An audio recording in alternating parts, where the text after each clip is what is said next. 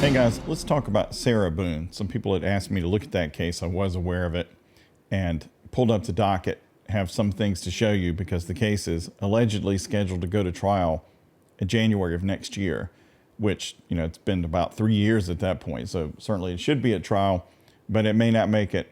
We'll talk about her latest communications to the court that occurred this month and what that might mean for her case. But first, I guess I have to say, what is in the water in Florida besides crocodiles and alligators? The women are thinking of very creative ways to kill people. From Clinty throwing a knife, she says, over 10 feet away with precision, ninja-like accuracy to create a deep wound perfectly straight on and down, to this woman zipping up her companion, partner, whatever you call it these days, into a suitcase and leaving him there until he dies. Whatever happened to good old-fashioned just stabbing somebody or shooting them. It's Florida. Come on, people, it's Florida. What do you expect? You're going to get strange cases, right? So what's interesting in this, and we'll get into this here in a moment, is Sarah's frustration with the justice system. And she finds herself in the middle of a case that she just cannot get out of. And that is a lot of irony. She's been in this case for such a long time, and she really wants out of it, and she can find no way to escape. There's a little bit of justice already going on there, I think. So she's had 6 lawyers since the start of this case. And she's been in jail since February of 2020, and she's progressed through 6 lawyers over this time frame. The first one resigned after a lengthy period of representing her, basically saying that differences that come between them that caused him to not be able to represent her anymore. He didn't say any more than that. And he was allowed out. Then she went through a series of other lawyers. And so some of the lawyers have left saying that they have disagreements in the representation that would make them ineffective. Some of them represented witnesses that would be in the case. Some of them represented actually the guy that she killed. So she's just moving through these lawyers at various phases. And now she has a new lawyer and she has problems with this person and she's trying to take it up with the judge. It's certainly a fair concern that she's been in jail almost 3 years and she's still waiting for a case to go to trial. So with no finding of guilt, she's been incarcerated for almost 3 years. That's like a Kafkaesque situation. And if you're just talking about due process, it looks pretty bad. However, we know from the evidence that she's not the poster child for being mistreated by the system. So it is fortunate in that regard, but it doesn't mean that there aren't other people who are in prison, maybe who aren't guilty or not as guilty as people think they are of whatever they're accused of doing. And sitting in prison that long without being able to get to trial, that's a big issue, I think. Florida was impacted by the whole COVID thing in terms of the justice system slowing down almost to a halt for a long period of time. And I'm sure they're still trying to come back from that. Whatever, it's a terrible situation in the abstract, right? But again, there may be people that this unfairly impacts. And even though I think she's clearly guilty of some crime, she's entitled to the same due process as anyone else. So it is a bad situation, but I don't want to blow past that and just stare at rights documents and feel sorry for her and pass over what she did do, which was put her partner into a suitcase, allegedly consensual. Now, her story is that they were going to play hide and seek inside their condo, just her and him. That's just the two people. And his hiding spot would be inside the suitcase that she was putting him in and zipping it up. So not the most effective hiding spot if the cover you have is given to you by the person who will be seeking you. Was there really a game of hide and seek going on between these two adults? That's the world's worst game of hide and seek, or the world's worst excuse for putting him in the suitcase and leaving him there. It's dumb on either level. It's just bizarre that that's her story, that we were playing hide and seek. How would you need to seek him? You literally just put him in there in the same room. I don't understand these people at all, or him getting into it. Admiration to his flexibility and size to be able to get inside that suitcase. But boy, did that turn out to be a mistake. His last mistake, I would say. So you probably know from the case that she was given a story to the police about how this hide and seek gone wrong, that she went up to take a nap, didn't think anything more about it. And boy, was she surprised the next day when he was still in the suitcase and dead. just a gigantic surprise to her when she finally did call the police. And she wasn't drunk, and, you know, it was just a game and all that stuff. Oops.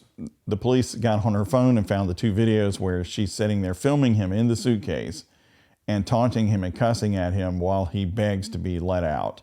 And she talks about his mistreatment of her in the past, which they had a relationship apparently where he abused her, she abused him. In the end, she got the final shot in by putting him in the suitcase and leaving him there. She even admitted to flipping him over in the suitcase at some point while he was in it. And this guy was begging to come out. So her defense basically, you know, went from this whole, or at least it tried to stay with this whole idea of it was consensual. I didn't zip it up all the way. I thought he could get out. When I went up to go to sleep, I certainly wasn't expecting him to be killed. I didn't know that was going to happen. It wasn't intentional is her whole theme. Kind of like the Darrell Brooks argument that I never intended to do anything. So here's a word they like to use, intentional. I didn't intend to kill him. So what do you think happens from that? You just get to go free automatically? And that's not what the statute says, and we'll look at it. The point of this was, she's a scumbag who killed somebody. So yeah, she's getting dragged through the system pretty bad. But on the other hand, she kind of deserves it. And it's, again, interesting to see the circumstances. So she's been off and on writing attorneys and the judge occasionally. And the judge is a terrible pen pal because she will write a letter that's lengthy and just lays out how bad this is for her, and all she gets back is this check sheet from the court. So not a real bilateral discussion there of how life is going. Not one of those old, you know, Civil War type of correspondence where their flowery language goes back and forth. It's just her writing everything she wants to write, and then the court coming back and saying, check, we got it.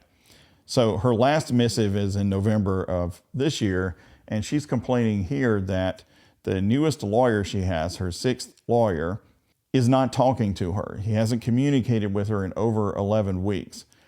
And that does sound bad. I mean, to me, that does sound bad because she's got a murder trial coming up.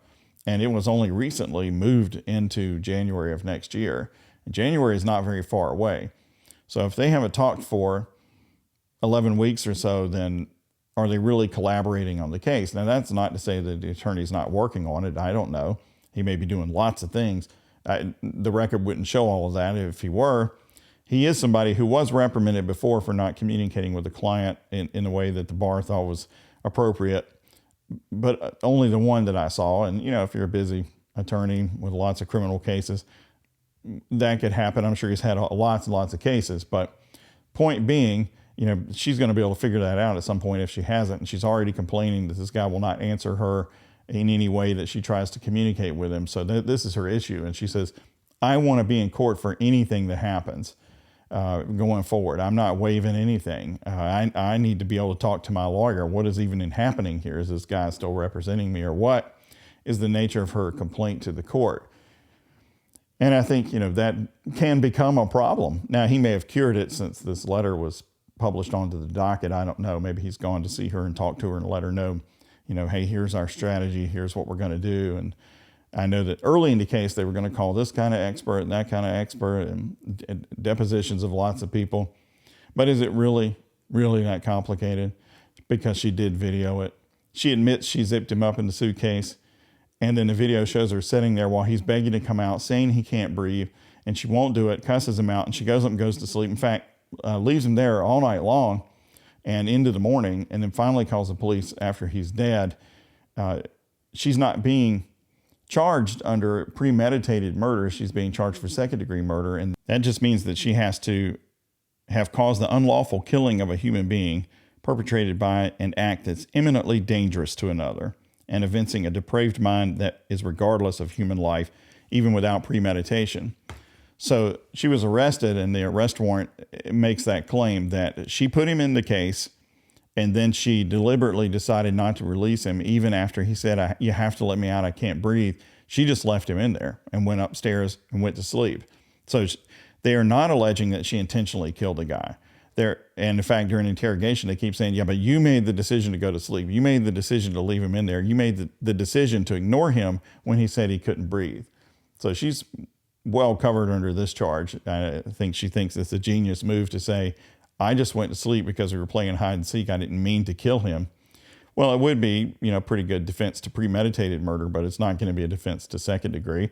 The jury's going to sit there and look at that and say, once he was in the suitcase and he couldn't get out and you knew it, then you made the decision to leave him there. You even flipped him over. You knew he couldn't get out. You knew he wasn't joking when he said, I can't breathe, because you reacted with anger and said, well, now you know how it feels.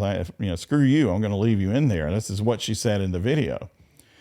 When the police tried to show her the video of him begging inside the case, she said to the police, she didn't want to watch it. She said, "You're killing me." Her response to watching the video she took of herself killing this guy is to say, "You're killing me if I have to see it." So she's not exactly got a balanced perspective on what went on there. And that's evident throughout her entire interrogation, as well as the tone of her letters to the judge. Basically, she's put upon by being involved in the judicial system. This is so terrible.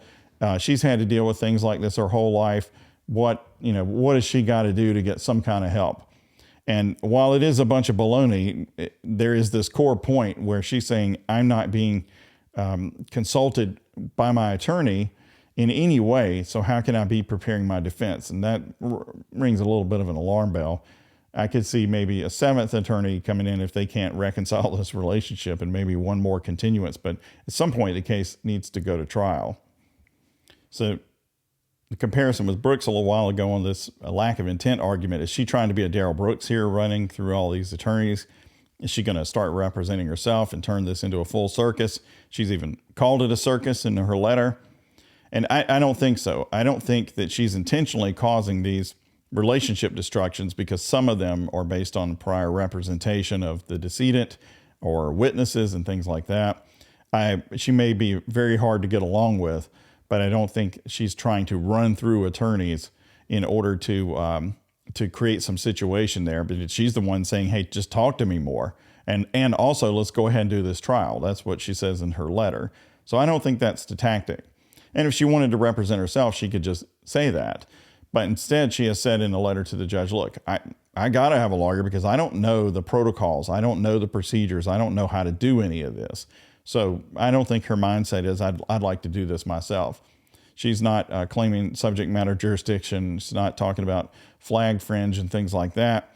She's basically saying, when am I going to be contacted by this lawyer and get involved in my defense? And again, that may be something that's corrected since this letter has come up, but this letter was pretty recent.